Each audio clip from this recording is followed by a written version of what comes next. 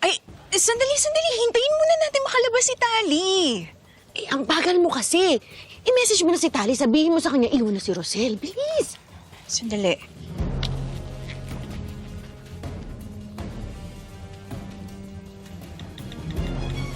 Ayan.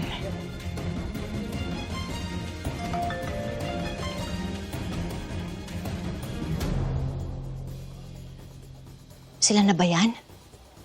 Anong sabi? Nay, kailangan ko na po umalis. Ha? Sandali, bakit? Saan ka pupunta? Nay, maraming salamat po na pinatawad niyo ko. Bata ka pa. Malayo pa ang mararating mo. Gusto ko tang bigyan ng pagkakataon para magbago.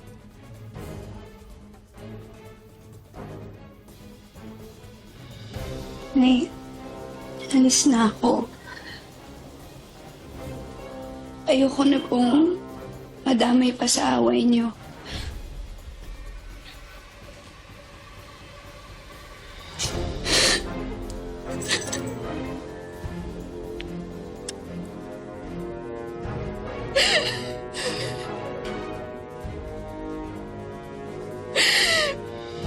I'm sorry, Nay. I'm sorry. I'm sorry.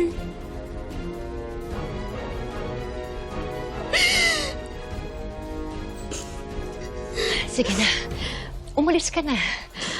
Nagawa mo na naman yung parte mo, hindi ba?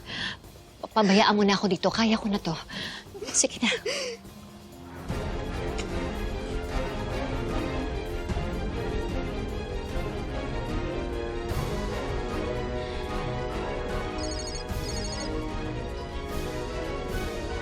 Hello, Tali. Nasaan ka na? Iniwan ko na si Rosel. Papunta na ako dyan. O sige, hihintayin ka namin. Basta bilisan mo na, ha?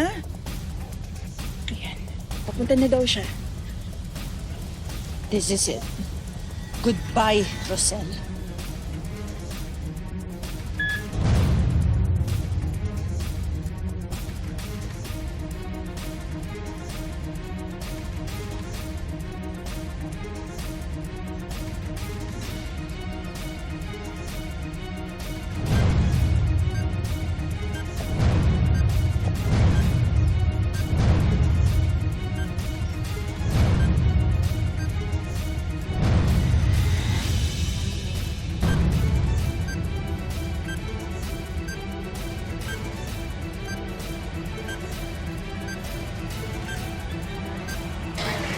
Parang masama ang kutob ko. Ako din, parang biglang kinabahan. Nasaan ba si nanay? Tawagan kaya natin siya. Kaya ko pa siya tinawagan. Hindi niya sinasagot ang mga tawag ko.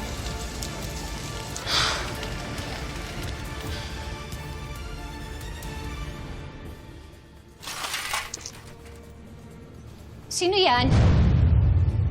Tali? Anytime now, mangyayari na ang katapusan mo, Rosel. In 5, 4, 3, 2,